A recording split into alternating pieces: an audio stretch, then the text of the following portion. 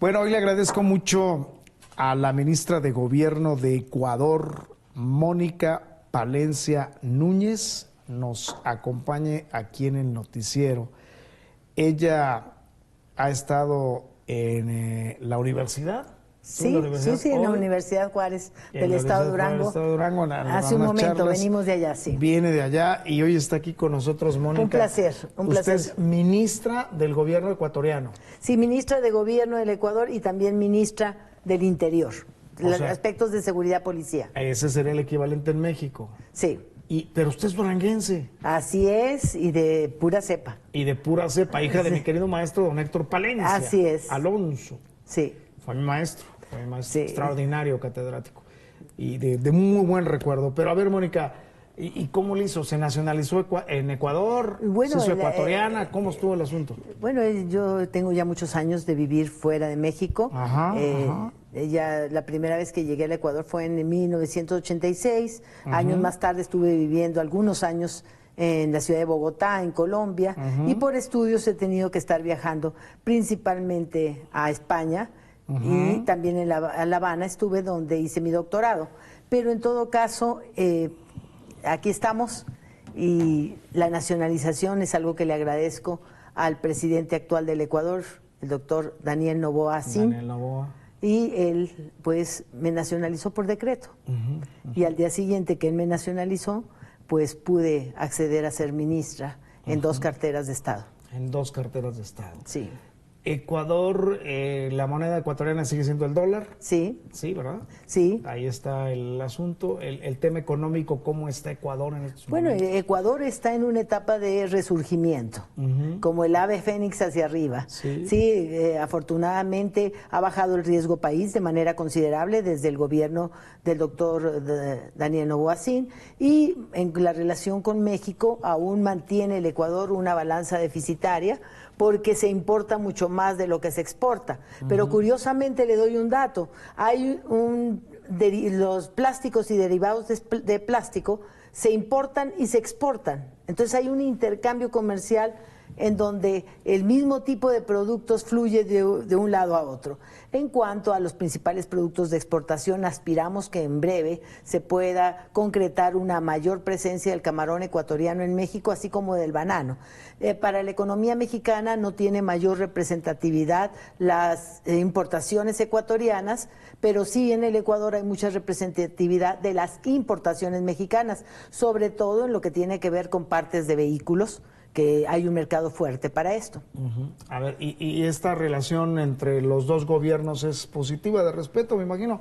Daniel Noboa no es ni de izquierda ni de derecha, se habla de que es centro derecha. Hay quienes lo ubican mucho como un funcionario de centro derecha. Yo lo ubicaría en el centro y se me apura centro-izquierda en lo que tiene que ver con las políticas de bienestar con su gente. Hay quienes dicen que es un gobierno de ultraderecha, yo no lo veo tal. Él tiene una fuerte política social, busca un estado de bienestar, y sobre todo hemos tenido que ser mano dura en temas de seguridad. Por eso su fórmula de mano dura en temas de seguridad y mano justa en temas de buscar el equilibrio social sobre es todo importante. De cómo quedó Ecuador con Lazo, después de Lazo, las cosas que sucedieron ahí, ¿no? Bueno, quedamos con un déficit económico de liquidez realmente... que no quiero ni repetir los números porque hasta me asusto, pero fue un arranque muy duro, y sobre todo porque es un gobierno de transición. Se dio la muerte cruzada, que en el Ecuador no es otra cosa que la asamblea se va y se va también el presidente, porque ya no había gobernabilidad posible. La asamblea no estaba con el presidente Lazo, y uno de los grandes aciertos del presidente Noboa es poder lograr consensos tales consensos que, habiendo asumido el poder el 23 de noviembre del 2023 a la fecha, todas las leyes económicas urgentes ya han pasado. Todo lo que necesitaba el presidente para generar esa gobernabilidad se ha podido dar. Es un hombre muy inteligente en el manejo de las alianzas para fines específicos de la aprobación de las leyes, y lo ha hecho muy bien. Y está estabilizando, ¿no? Prácticamente el país. Y usted me hablaba del tema de seguridad, pero en este tema de seguridad, se habló mucho de esa relación que existía con los cárteles de México, ¿no? El cártel de Sinaloa. Bueno, yo creo... Con la parte ya ecuatoriana. Bueno, no solo hablemos de un cártel en específico, realmente hay una ruptura Pero sí hay una presencia ahí. Hay una presencia de muchos del cártel intereses. De Sinaloa, sí, ¿no? Hay una presencia de muchos intereses que se han convertido en los enemigos comunes de todos los países latinoamericanos. No específicamente de un grupo. Yo hablo de grupos delincuenciales de tal manera que hay un crimen afronterizo, un crimen transnacional, hay unas ONGs de mayor relevancia, ONGs de violencia instaurada, y por eso es que ahora que asumo la presidencia en mi calidad de ministra del Interior del Ecuador y habiendo correspondido al Ecuador el voto favorable de 16 países para que asuma la presidencia, pues en esta presidencia lo que busco justamente es la integración en materia de seguridad, en una fórmula que ojalá signifique la posibilidad de crear normativa supranacional. Sí. Puede ser una fórmula de un mecanismo de colaboración multilateral. Estamos explorando esas posibilidades. Sí, oiga, Mónica, digo, usted es paisana y también ecuatoriana, pero recuerdo el tema de la televisora, la incursión de estos grupos delictivos ahí, fue muy difícil, ¿eh? Por eso ahorita que llegó la Guardia Nacional que le está brindando protección, yo me asusté. ¿Por qué? Porque vi al de la Guardia Nacional empistolado y luego vi otro ahí que no traía pistola y dije, bueno, pues de qué se trata, no vaya a ser lo que pasó en Ecuador, que Dios me libre. Dios me libre. Yo quiero agradecer de manera muy especial a la Guardia Nacional que me está acompañando en este periplo. Quiero agradecer la gentileza de la protección que nos ha dado el gobierno mexicano y también a la buena gestión de la Embajada del Ecuador en México en esos buenos oficios. Y obvio, yo estoy presidiendo un organismo. Claro, tiene usted que tener seguridad. Sí, pero después de ese episodio con esta televisora, ¿cómo otra vez empezar a construir? Porque finalmente es un ataque, un atentado, una de las libertades más importantes del mundo, que es la libertad de prensa. Bueno, es que esto y los poderes fácticos fue mucho más que un ataque a la libertad de prensa, fue una movilización social que le dijo al Ecuador, mira, esta es la punta del iceberg y estamos tocando fondo. Eso permitió que en el Ecuador se declarara un recurso totalmente constitucional, que es el reconocimiento por vía de declaración, por decreto ejecutivo, de la existencia de un conflicto armado no internacional o conflicto armado interno. Este concepto que es harto discutido, pero que como usted bien conoce, conlleva el reconocimiento de estructuras criminales que están atacando de manera sistemática, con una jerarquización y ahora yo diría con una horizontalización del poder. Lo complica mucho, pero fue bueno porque hizo que el Ecuador se uniera en torno a este enemigo de común, el terrorismo y el crimen organizado. ¿A la fecha ya hay gobernabilidad en Ecuador? Yo creo que sí. Después de estos episodios, ¿ya hay gobernabilidad? Yo creo que sí, porque se está haciendo algo que es importantísimo. De 35 centros penitenciarios, en 11 ya tienen el control las Fuerzas Armadas, junto con la Policía Nacional ahora y con el Servicio Nacional de Atención a Personas Infractoras, que le llamamos SNAI. Entonces, hay una recuperación de poder, de un poder no solo de hecho, sino de derecho, porque se había perdido presencia del Estado dentro de los centros penitenciarios y estos se habían convertido en los grandes centros de mando. Hemos recuperado los centros de autoridad y lo que es más importante, no solo los centros de autoridad en lo político y a nivel de seguridad, hay una recuperación de centros de autoridad de carácter ético que ahora estamos diciendo vamos a reconstituirlo para colocarlo en donde debe estar, que para mí es las familias, y de eso esto es objeto de un gran debate nacional, porque estamos en fomento de la llamada cultura de la legalidad. Queremos retomar un Estado que tenga una nueva concepción sobre estas matrices culturales para poder realmente fomentar una cultura anticorrupción. La relación con los pares, con el señor Noboa, el señor López Obrador, ¿cómo es? Buena.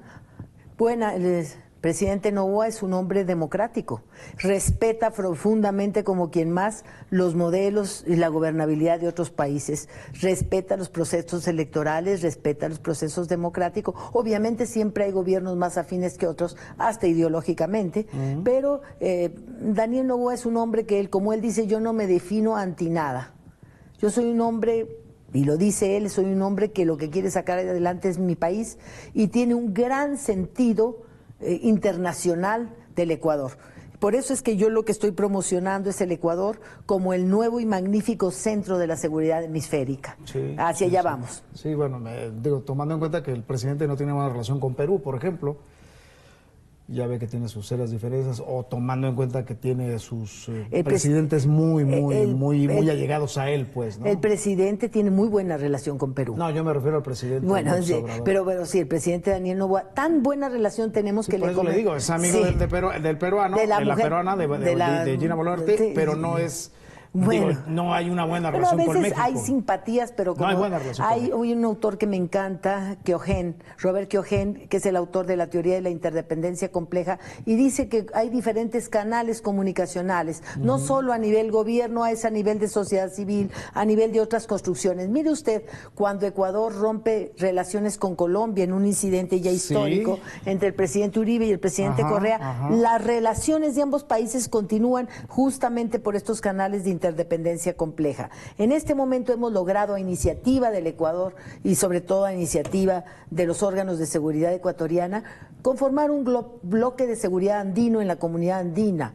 Yo digo un poco en broma, nos hemos tomado la comunidad andina porque ahora tenemos un plan de acción concreta con Bolivia, con Colombia, con Perú y con el mismo Ecuador. Pero ahora esos 4 países van a tener un efecto amplificador bajo mi presidencia de 16 países dentro de CLASI, esto es del Comité Latinoamericano de Seguridad. Bolivia, que no es un ejemplo muy claro de democracia tampoco, ¿verdad? O sea, que podamos presumir. Para mí, todo país que tiene sus procesos electorales tiene, yo diría, diferentes grados de avance democrático, pero en Bolivia hemos encontrado un gran aliado, formidable aliado para la creación de este bloque andino y un aliado muy comprensivo de la situación que vivía Perú y de la situación que vivía el Ecuador. Me parece interesante. Pues Mónica, es un privilegio tenerla aquí, sobre todo por la parte de la nacionalidad mexicana. Usted nació en Durango.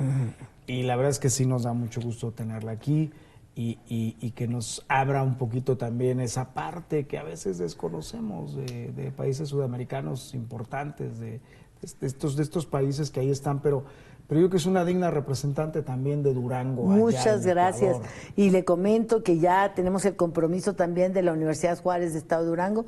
Vamos a trabajar Pero por cierto, ¿la plática de hoy a qué se refería? En la plática de hoy fue un conversatorio, o sea, preguntas y respuestas, diálogo abierto con los estudiantes. Y fue lindo volver al alma mater que siempre sigue. ¿Usted estudió en Durango? Yo estudié en Durango y volví a estudiar la carrera íntegramente en la Universidad Católica de Santiago de Guayaquil. Después hice estudios de posgrado en España, en Salamanca, en la Universidad de Castilla-La Mancha. Después hice una maestría en Relaciones Internacionales en la Pontificia Universidad Javeriana. ¿Pero estudió en Derecho aquí en la Facultad de Derecho? Aquí en la Facultad de Derecho y volví a estudiar Derecho 6 años en Ecuador. Hice de nuevo la carrera desde introducción al estudio del derecho, le comento. Miren, porque no había esta fórmula de homologación que hay ahora. Pero ¿usted contrajo nupcias con algún ecuatoriano? Yo contraje nupcias con un ecuatoriano, un buen hombre, y tuve 3 hijos con él. Él ya falleció y después viví también los últimos años de su vida, que espero que no sean de la mía, pero viví también al lado de un gran hombre que fue candidato presidencial, embajador del Ecuador en Venezuela, en las Naciones Unidas, vicepresidente de la Organización Mundial de Salud y lo que yo digo, mi gran maestro en lo político de los últimos 20 años. Muy bien, pues ahí está, es la historia de una historia exitosa de una duranguense que trascendió fronteras y que ahora ocupa un cargo muy, muy relevante y muy importante en el gobierno ecuatoriano y que alguna vez me presumió su hermana, Marta Palencia, de quien tengo la fortuna también de ser su amigo, y de otro de sus hermanos, que es Fabián, que también lo conozco desde que éramos estudiantes de comunicación. Así que... Perfecto. Pues muy bien, y bueno, el grato recuerdo de un extraordinario hombre que fue su señor padre, que tuve la fortuna de escuchar, de estar ahí abrevando de él como catedrático, con aquellas clases de opinión pública que bueno, pues me inspiraron en muchas cosas, tengo que decir. Muchas gracias. Mi gran maestro sobre Heidegger y Schopenhauer, que le encantaban tanto, sí. Sí, y además, pues un grato recuerdo, ¿no? De don Héctor Palencia. Siempre. Orgulloso seguramente de estar de usted. Oh, yo creo en el mundo espiritual. Ojalá pueda satisfacer no solo a él, a mi madre y a todos mis antepasados, porque somos producto de nuestra historia de vida y de muchos de nuestros antepasados. Mónica Palencia Núñez, ministra del Gobierno ecuatoriano, hoy aquí en el noticiero. Gracias. Muchas gracias a usted. Gracias, Mónica. Un placer y un gusto. El mío es. Gracias. Gracias. La pausa y retorno.